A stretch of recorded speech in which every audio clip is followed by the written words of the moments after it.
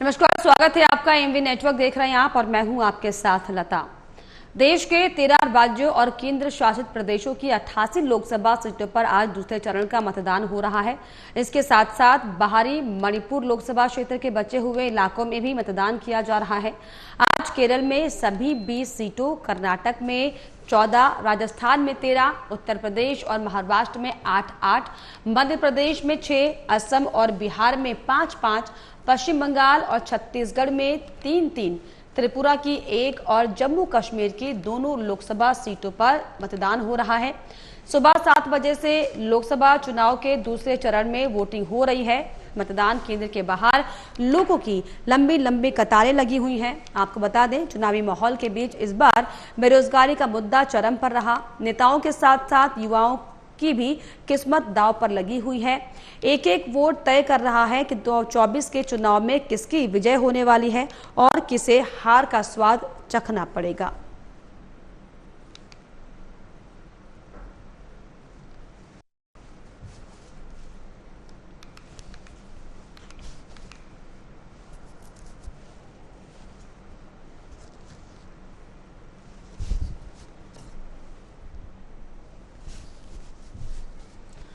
तो 13 राज्य, 88 सीट और दूसरी टक्कर का ये चुनाव है। सुबह से ही मतदान जो है शुरू हो चुका है।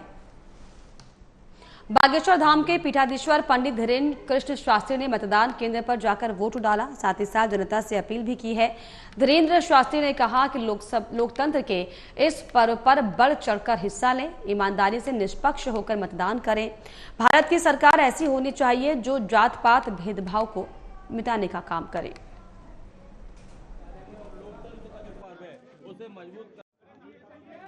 विद्या के मंदिर में जहां हमने अपने जीवन के प्रारंभिक अध्ययन किया है, उस विद्या के मंदिर में मतदान करने आए हैं। जलपान भी नहीं किया है, सच्ची बता रहे हैं आपको। तो लोगों से क्या कहना चाहेंगे आप? पहले मतदान, बाद में जलपान, क्योंकि भारत लोकतांत्रिक देश है, विश्व का महापर्व है और इसमें जो है हम सबको जागे हुए भारतीय होने के नाते जागे हुए भारतीय का परिचय देना चाहिए। जिन्हें वोट देने का अधिकार, उन्हें वोट अवश्य देना चाहिए, ताकि लोकतंत्र है मजबूती के साथ आप अपने अधिकार और अपने विवेक के साथ में वोट दे करके आप अपने अधिकार का पालन कर सकते हैं, आप अपने अधिकार की मांग कर सकते हैं। महाराज जी, आपकी व्यस्तता है लेकिन आप सबसे पहले मतदान करने के लिए आए हैं, क्या कहना चाहिए? देखो, ये हमारे जीवन में दोनों में अंतर नहीं होगा।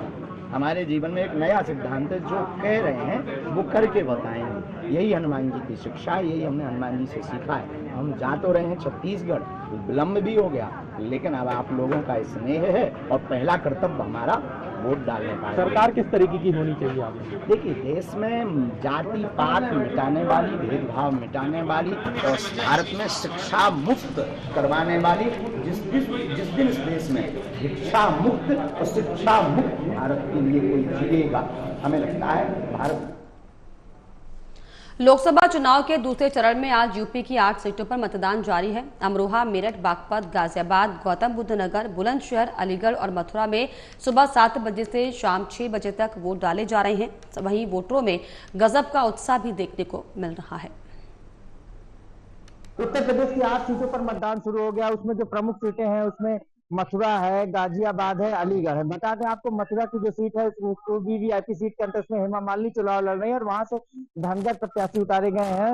वो धनगर बिरादरी से आते हैं, मुकेश धनगर, उनके कहीं ना कहीं समय सीधा मुकाबला देखने को मिला। अलीगढ़ में कहीं ना कहीं जिस तरीके से सतीश गौतम को उतारा गया, वो हैट्रिक लगाने के लिए तैयार है। और आपको बता दें, मथुरा की सबसे बड़ी खासियत यह है कि 1962 के चुनाव में जब चुनाव हुआ था तो एक बार वहां से उलटफेर हुआ था और अटल बिहारी वाजपेयी चुनाव हार गए। तो मथुरा में किसी भी समय उलटफेर हो सकता है। अलीगढ़ की बात कर लें, अलीगढ़ में इस समय जो बीजेपी प्रत्याशी है वो हैट्रिक लगाने की कोशिश करेंगे।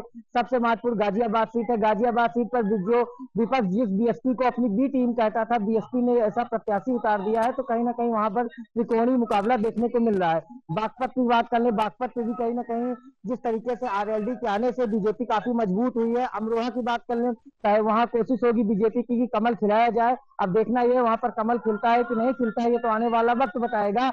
और सबसे महत्वपूर्ण जो चुनाव है वो सबसे वीवीआईपी सीट है, वो मथुरा की सीट है। कहीं ना कहीं हेमा मालिनी की जो प्रतिष्ठा है वो पूरी तरीके से दांव पे लगी। और गाजियाबाद सीट की बात कर लें, गाजियाबाद सीट से इससे पहले राजनाथ सिंह चुनाव जीते थे, इस बार अतुल गर्ग को मौका दिया गया। अब देखना ये अतुल गर्ग किस तरीके से चुनाव जीतते हैं और कांग्रेस से डाली शर्मा को मौका दिया गया है। अब ये तो आने वाला वक्त बताएगा कि कौन प्रत्याशी जीतेगा तो किसकी हार होगी, लेकिन उत्तर प्रदेश की जो 8 सीटें हैं, पिछली बार इसमें 7 सीटें बीजेपी जीती थी। Siddharth Pratap Singh, MB network. लोकसभा चुनाव के दूसरे चरण में उत्तर प्रदेश की 8 लोकसभा सीटों पर सुबह 7 बजे से मतदान जारी है। बड़ी संख्या में लोग सुबह से ही मतदान केंद्र के बाहर लाइन में लगे हुए हैं। वहीं बुजुर्गों ने भी बढ़ चढ़कर मतदान किया है। दूसरे चरण में अमरोहा, मेरठ, बागपत, गाजियाबाद, गौतम बुद्ध नगर, बुलंदशहर, अलीगढ़ और मथुरा में मतदान हो रहा है। दूसरे चरण में कुल 91 उम्मीदवार मैदान में हैं, जिनकी किस्मत ईवीएम में कैद होगी। वहीं हम आपको यूपी की 8 तस्वीरें भी लगातार दिखा रहे हैं, जिसमें अमरोहा, मेरठ, बागपत, गाजियाबाद, गौतम बुद्ध नगर, बुलंदशहर, अलीगढ़ और मथुरा की तस्वीरें आपके टीवी स्क्रीन के सामने, जहां पर सुबह से ही मतदान हो रहा है और जो मतदाता है वो अपने अपने मतों का बढ़ चढ़कर इस्तेमाल कर रहे हैं।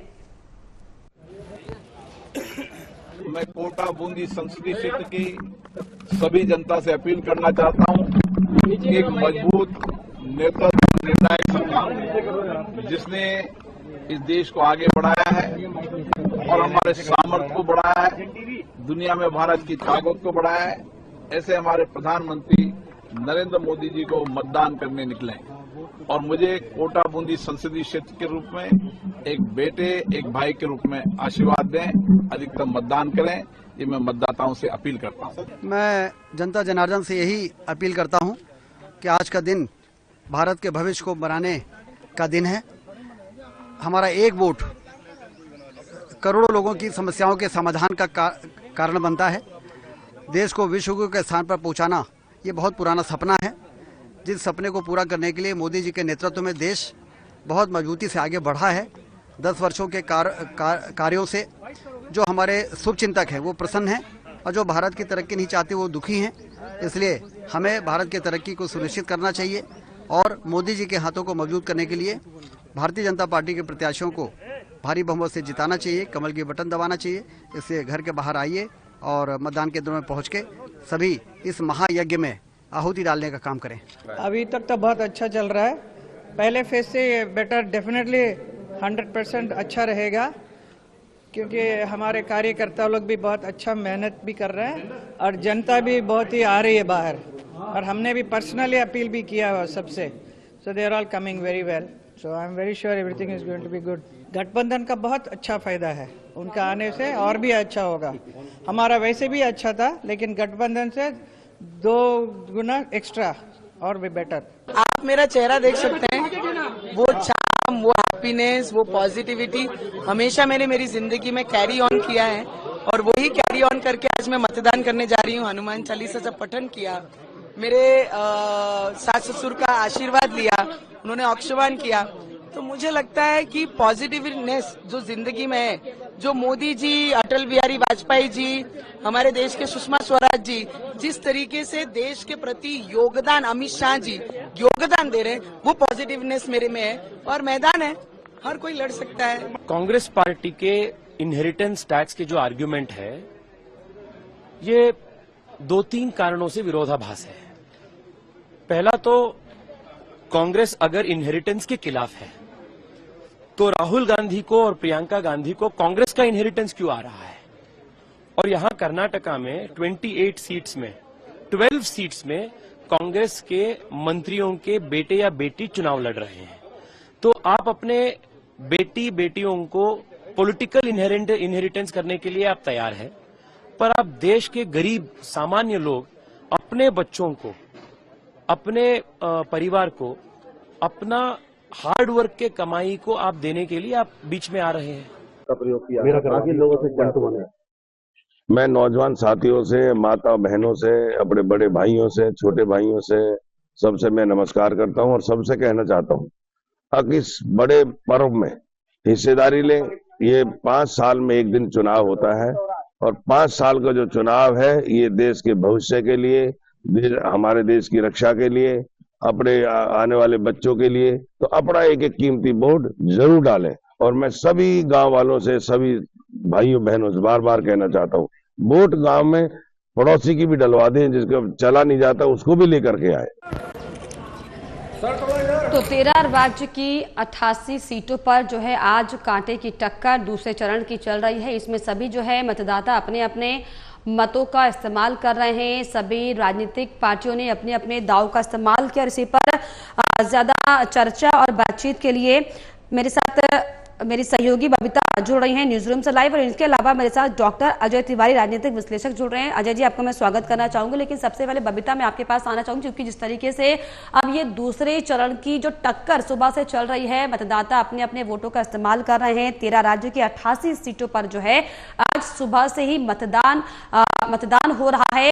किस तरीके का माहौल इन 13 राज्यों में दिखाई पड़ रहा है, और क्या लग रहा है कि पहले चरण के मुताबिक इसमें क्या लोगों में ज्यादा उत्साह दिखाई पड़ रहा है वोट डालने के लिए? बिल्कुल, जिस तरह से आपने अभी जिक्र किया है कि 13 राज्यों के 88 सीटों पर मतदान चल रहे हैं, हालांकि 88 सीटों पर चलने वाले थे, उसके बाद जो है बैतूल से बीएसपी नेता के निधन के बाद, प्रत्याशी के निधन के बाद जो है 88 सीटों पर अब मतदान हो रहे हैं। हालांकि जो 89 सीट है, जिसे बैतूल की सीट है, उस पर जो है 7 मई को मतदान होने वाले हैं। लेकिन यहाँ पे सबसे बड़ी बात ये हो जाती है कि जिस तरह से फर्स्ट फेज में, जिसका जिक्र आपने किया है, फर्स्ट फेज में जहां पे हमने देखा कि बहुत कम प्रतिशत रहा था, लोग काफी कम जो है मतदान केंद्र पे पहुंचे थे। लेकिन इस बार जो ये कहा जा रहा है सेकंड फेज का अगर हम बात करें तो इसमें थोड़ा सा प्रतिशत बढ़ता हुआ नजर आ रहा है। हालांकि अभी पूरा दिन भी है और अभी 6 बजे तक वोटिंग होगी, लेकिन कहा जा रहा है कि इस बार जो है प्रतिशत ठीक रहने वाला है। सेकंड फेज की अगर बात की जाए, अगर फर्स्ट फेज से कंपैरिजन करके अगर देखा जाए, तो वहीं पर सबसे ज्यादा जो है दक्षिण राज्यों में ही देखा गया है कि जो मतदान है वहां पर मतदाता पहुंच रहे हैं। हालांकि छत्तीसगढ़ अभी फिलहाल के लिए सबसे आगे चल रहा है, लेकिन कहा जा रहा है कि धीरे धीरे ये प्रतिशत बढ़ेगा। यूपी भी काफी अच्छा जो है प्रतिशत वहां पर भी देखा गया कि यूपी में भी काफी अच्छे परसेंटेज में लोग जो है पहुंच रहे हैं। नोएडा की अगर बात की जाए, काफी ज्यादा सुबह से ही लंबी लाइनें भी देखने को मिली है, काफी लंबी कतारें देखने को मिली, तो काफी ज्यादा उत्साह भी देखने को मिल रहा है। वहीं पर अगर गौतम बुद्ध नगर की बात की जाए, तो गौतम बुद्ध नगर में हालांकि स्टार्टिंग बहुत धीमी गति से हुई थी, लेकिन धीरे धीरे वहां पर भी अब लोग पहुंच रहे हैं। वहीं पर अगर ग्रेटर नोएडा की बात की जाए, ग्रेटर नोएडा में भी जो है लोग मतदान केंद्रों पर पहुंचे। तो लता, ये कहना जो है सही रहेगा क्योंकि जिस तरह से लगातार मतदाता जो है वो पहुंच रहे हैं, हालांकि तपिश भी है, तपिश पर जो है थोड़ा उत्साह जो है वो भारी पड़ता हुआ नजर आ रहा है। तो इस बार जो है सेकंड फेज में कहा जा सकता है कि प्रतिशत अभी तक देखते हुए कि वोटिंग प्रतिशत अभी ठीक ठाक चल रहा है। लता, चलिए, वोटिंग प्रतिशत जो है वो भी ठीक ठाक चल रहा है। मेरे साथ अजय जी भी जुड़े हुए हैं। अजय जी, जिस तरीके से अगर हम फर्स्ट फेज की बात करें तो जो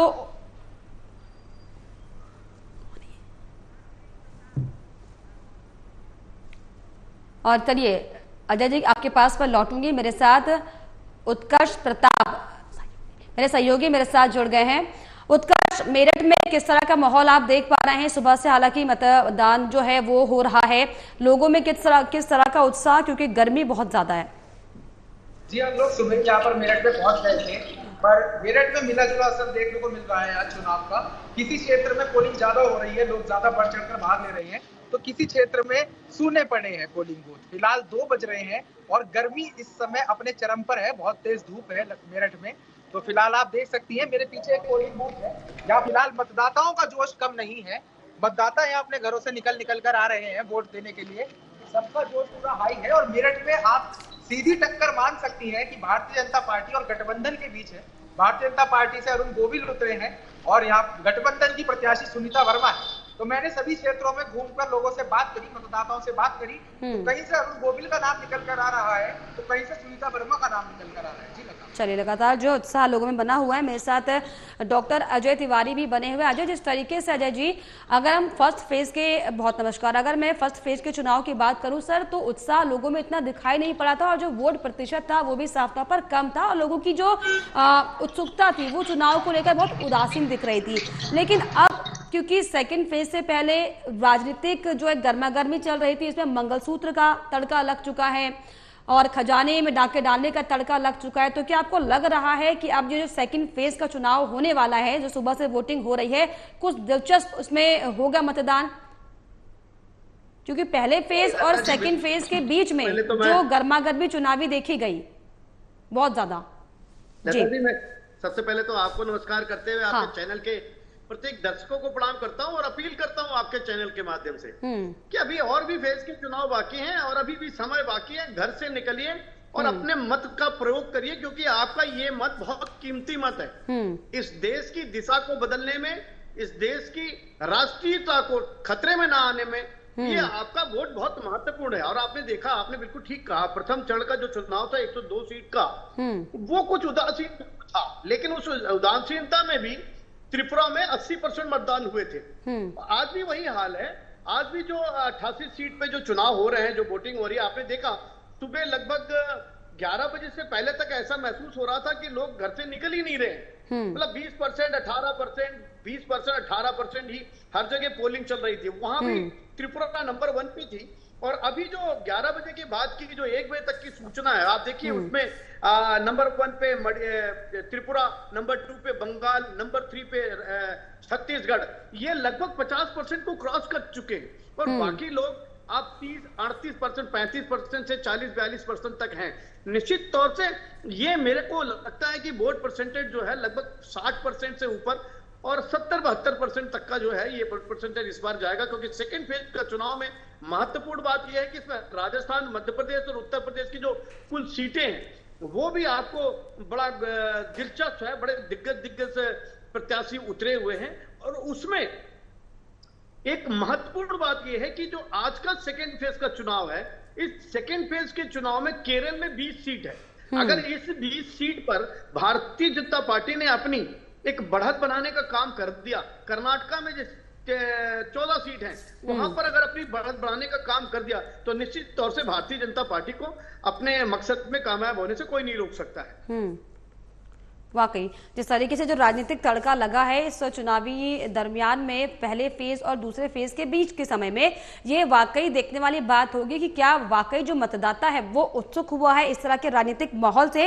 लेकिन बबीता, जिस तरीके से आज जो है कई खास दिलचस्प सीटों पर वोटिंग हो रही है, अगर हम खासतौर पर बिहार की बात कर लें बबीता, बिहार की पूर्णिया सीट वो सीट जहां पर हालांकि जो इंडिया गठबंधन था एक साथ एकजुट होकर लड़ने की बात कर रहा था, लेकिन किस तरीके से पप्पू यादव वहां से अकेले मैदान में कूद पड़े। हालांकि वो ये कहते हुए दिखाई पड़ रहे थे कि वो इंडिया गठबंधन का साथ देंगे, कांग्रेस का साथ देंगे, लेकिन जो पूर्णिया सीट है जहां पर राजद से मीसा भारती मैदान में है, तो वहीं पप्पू यादव भी चुनाव लड़ रहे हैं।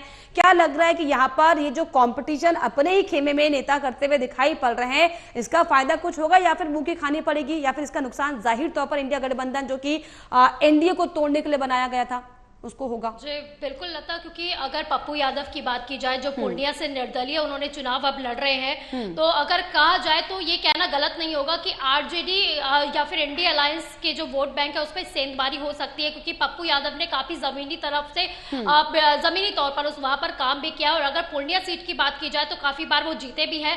इसके बाद जो है टिकट को लेकर एक घमासान शुरू हो गया था, क्योंकि पहले कहा जा रहा था कि कांग्रेस को ये टिकट मिल सकता है यहाँ से, लेकिन उसके बाद जो है ये आरजेडी ने अपने खेमे में ले ली थी पूर्णिया सीट पर। उन्होंने कहा कि यहाँ पर हम अपने प्रत्याशी को उतारने वाले हैं, तो पप्पू यादव काफी ज्यादा नाराज हो गए थे। उसके बाद वो लगातार यही कह रहे थे, उन्होंने कसम सी खा ली थी कि चाहे कुछ भी हो जाए मैं पूर्णिया से ही जो है यहाँ से अपना नामांकन भी दाखिल करूंगा और यहीं से अपने सीट जो है लड़ूंगा, तो चुनाव लड़ूंगा। उन्होंने ये वाली बात भी की थी, एक ऐलान कर दिया था। लेकिन इसके बाद जो है आप देख सकते हैं कि आरजेडी के लिए एक बहुत बड़ी बात भी हो जाती है, क्योंकि अगर पप्पू यादव जो है यहाँ से चुनाव लड़ते हैं, क्योंकि लड़ भी रहे हैं, तो वो एमवाई जो फैक्टर है जो कि हमेशा से आरजेडी के खेमे में रहा है, तेजस्वी यादव के खेमे पर रहा है, तो वहां पर वो सेंधमारी कर सकते हैं, जिसका पूरा फायदा बीजेपी को हो सकता है। क्योंकि इससे पहले जो आरजेडी ने जब उन्हें उतारा था, मीसा भारती को उतारा था, उसके बाद जो है यही बात कहा जा रहा था कि यहां से जो है आरजेडी को कहीं ना कहीं फायदा होगा। लेकिन उसके बाद जो जैसे ही जो पप्पू यादव ने ऐसे ऐलान कर दिया कि वो चुनाव लड़ेंगे, उसके बाद ये साफ तौर पर एक खलबली जो है आरजेडी के खेमे में मचनी भी शुरू हो गई थी, जिस दौरान जो है आप जब तेजस्वी यादव जनता के बीच में पहुंचे, उन्होंने कहा या तो आप एनडीए को वोट दीजिए या फिर आप इंडिया अलायंस को वोट दीजिए, लेकिन निर्दलीय किसी को भी मत जिताइए। तो लता, इससे ये समझा जा सकता है, क्योंकि वो कहीं ना कहीं डरे हुए हैं कि अगर यहाँ पर एमवाई फैक्टर पर सेंधमारी हो जाती है तो उन्हें काफी बड़ा नुकसान है। लता, वाकई साफ तौर पर जिस तरीके से जो माहौल हालांकि इंडिया गठबंधन ने शुरुआत में बनाने की कोशिश की थी कि वो जो है एनडीए को साफ तौर पर कड़ी टक्कर देंगे, लेकिन जिस तरीके से अपने ही खेमे में घेराबंदी करते हुए नेता दिखाई पड़ रहे, जाहिर तौर पर इसका नुकसान हो सकता है। हालांकि आने वाला वक्त बताएगा, लेकिन उत्कर्ष जिस तरीके से आप अभी वोटिंग केंद्र के बाहर ही खड़े हुए हैं, लोग लगातार इतनी गर्मी में अपने मतों का इस्तेमाल करने के लिए पहुंच रहे हैं। हालांकि यहाँ पर जो है सपा वर्सेस बीजेपी की खासतौर पर कांटे की टक्कर है। ऐसे में क्या लग रहा है, आपने लोगों से बातचीत की होगी, लोगों के मूड में क्या दिखाई पड़ रहा है, उनके दिमाग में किस तरह का माहौल है समाजवादी पार्टी या फिर बीजेपी को लेकर? एक बहुत ही प्रमुख शहर है, माना जाता है कि प्रदेश का सबसे डेवलप्ड शहरों में से एक है। तो हमने यहाँ पर काफी मोहल्लों में जाकर, इंटीरियर में जाकर लोगों से बात करी है, तो मिला जुला असर देखने को मिला है। जो सीधी टक्कर यहाँ फिलहाल चल रही है वो गठबंधन की प्रत्याशी सुनीता वर्मा और भाजपा प्रत्याशी अरुण गोविल में चल रही है। क्योंकि पश्चिम उत्तर प्रदेश में भाजपा से थोड़ी बहुत नाराजगी थी लोगों के भीतर, उन्होंने जाहिर भी करा था, उसको लेकर कुछ डैमेज कंट्रोल भी करे गए थे भाजपा की तरफ से। हालांकि इसका पता आने वाली 4 तारीख को पता ही चलेगा। पर अभी जो पोलिंग परसेंटेज है मेरठ में वो काफी कम है, पर अंदाजा लगाया जा रहा है, उम्मीद लगाई जा रही है कि जैसे जैसे गर्मी कम होगी, धूप कम होगी, मतदाता अपने घरों से निकलेंगे और जो 4 से 6 का समय रहेगा, ऐसे में उत्कर्ष एक दिलचस्प सवाल ये भी हो जाता है कि क्या लोग बीजेपी को ध्यान में रखकर वोट कर रहे हैं, बीजेपी के प्रत्याशी को अरुण गोविल को या फिर जय श्री राम को, क्योंकि राम की भूमिका उन्होंने निभाई है और बेहद ज्यादा लोकप्रिय उनका चेहरा है। तो ऐसे में ये भी क्या एक दिलचस्प पॉइंट है कि लोग हो सकता है उनके चेहरे को देखकर ही वोट कर रहे हो? जी, कहीं ना कहीं एक आस्था का फैक्टर पर बिल्कुल सामने आता है। जैसे कि अरुण गोविल एक बहुत जाना माना चेहरा है, उन्होंने प्रभु श्री राम की भूमिका निभाई थी सुप्रसिद्ध धारावाहिक रामायण में, तो वो बात है। पर लोगों का कहना है कि वो उन्हें कहीं ना कहीं यहाँ के मुद्दे मालूम नहीं है, वो शुरू से मेरठ शहर में नहीं रहे हैं, अभी बाहर से आए हैं। तो ये बात जनता के बीच कहीं ना कहीं चल रही है कि अरुण गोविल को जमीनी मुद्दों के बारे में इतनी मालूमात नहीं है और जनता के बीच ये बात उठ रही है बाहरी वाली, क्योंकि विपक्षी पार्टी ने इस मुद्दे को बहुत अच्छे से बुलाया है और अरुण गोविल को एक बाहरी चेहरे के रूप में प्रोजेक्ट करने की पूरी कोशिश करी है मेरठ के अंदर। बिल्कुल, लगातार जो है लोगों की पूरी कोशिश है कि वो अपने मतों का हालांकि इस्तेमाल करें। ऐसे में जिन 13 राज्यों में जो है चुनाव आज है, अजय जी, जिस तरीके से अगर हम खासतौर पर जम्मू सीट की बात कर लें, क्योंकि जम्मू कश्मीर जो है सबके जहन में अक्सर रहता है जब भी राजनीति का जिक्र होता है, जब भी विकास की बात आती है। तो ऐसे में अब जम्मू सीट की अगर हम बात करें अजय जी, तो बहुत ज्यादा पॉजिटिव यहाँ पर रिस्पॉन्स दिख रहा है, क्योंकि अगर हम 1 बजे तक के आंकड़ों की बात करें तो 42% मतदान यहाँ पर हो गया, यानी कि लोगों में साफ तौर पर उत्साह, रुझान इस लोकसभा चुनाव को लेकर दिखाई पड़ रहा है। क्या ये धारा 370 का साफ तौर पर असर माने? नहीं, निश्चित तौर से इस बात को आप कह सकती हैं, क्योंकि जम्मू कश्मीर में जिस तरह से वोटिंग परसेंटेज सुबेरे भी जिस समय 11 बजे से पहले और जगह मतलब 12-15%, 18% था, उस समय वहां पर 23 से 24% था। और अभी जो परसेंटेज 1 बजे के बाद का आया है, ये भी बड़ा अच्छी सूचना है कि जम्मू कश्मीर में भी काफी लोग जागरूक होकर के वोट दे रहे हैं। ये निश्चित रूप से कहा जा सकता है कि 370 का हटना या 3 तलाक या ये सारे सिस्टम को देखते हुए वहां जम्मू कश्मीर की जनता जो है बेहद खुश है। और भारतीय जनता पार्टी के नरेंद्र मोदी प्रधानमंत्री जी के इस निर्णय से और लोगों में थोड़ा सा खुलापन वहां आया है और लोग खुल करके वोट डालने जा रहे हैं, उनको डर भय थोड़ा खत्म हो गया है, इसलिए वोट परसेंटेज अच्छा बढ़ रहा है। हाँ, यानी ये भी समझे अजय जी कि लोगों में जागरूकता भी बढ़ रही है, क्योंकि अगर हम जम्मू कश्मीर जैसे राज्यों की बात करें तो वहां पर किस तरीके से इससे पहले माहौल देखा गया, ये हम सब ने देखा है, इतिहास की किताबों में पन्नों में दर्ज है, लेकिन अब ये वाकई ऐतिहासिक मुझे लगता है कि होने वाला है, क्योंकि 1 बजे तक अभी पूरा दिन बचा है सोचिए आगे, और 50% के करीब जो है वोटिंग हो चुकी है। लता जी, एक फैक्टर मैं आपको और बताना चाहता हूँ, जैसे कि बहुत पहले, आज से 20 साल पहले केरल, कर्नाटका, तमिलनाडु, तेलंगाना में हिंदी भाषा को देख करके लोग मारते थे, पीटते थे। जम्मू कश्मीर में बहुत से ऐसे प्रवासी भाई जो बाहर से जाकर के जम्मू कश्मीर में रहते थे, काम करते थे, उनको भी मारते पीटते थे। लेकिन अब वो थोड़ा सा भय निकल गया है, जिसके कारण भारतीय जनता पार्टी में विधानसभा के चुनाव में भी जिस तरह से तेलंगाना में 1 सीट से 10 सीट पाया, और वाकई ये एक बड़ी जीत भी साफ तौर पर मोदी सरकार की बिल्कुल कही जाएगी, क्योंकि जिस तरीके से लोगों में वहां पर प्रवासियों, वो भी प्रवासी, आपको मेरा कहने का मतलब एक राज्य से दूसरे राज्य में जाकर रहने वाले लोग थे। जो प्रवासी जम्मू कश्मीर में आज हैं, वो प्रवासियों का बल भारतीय जनता पार्टी को कहीं ना कहीं केरल, तमिलनाडु, कर्नाटका या तेलंगाना या आप जम्मू कश्मीर में मिल रहा है। यानी कि ऐतिहासिक वोटिंग जो है 2024 के लोकसभा चुनाव में हो रही है। आज जो है दूसरा चरण है, पहले फेज का चुनाव हो चुका है, अभी आगे के फेज बचे हुए, लेकिन ऐसे में देखने वाली बात होगी कि जो ईवीएम में तमाम प्रत्याशियों की किस्मत का जो फैसला हो रहा है 4 जून को 4 जून को क्या इसके नतीजे आते हैं। फिलहाल बहुत शुक्रिया आप तीनों का, बबीता बहुत शुक्रिया आपका, उत्कर्ष बहुत शुक्रिया और अजय जी बहुत शुक्रिया आपका जुड़ने के लिए, खास चर्चा करने के लिए। उसी के साथ इस बुलेटिन में इतना ही।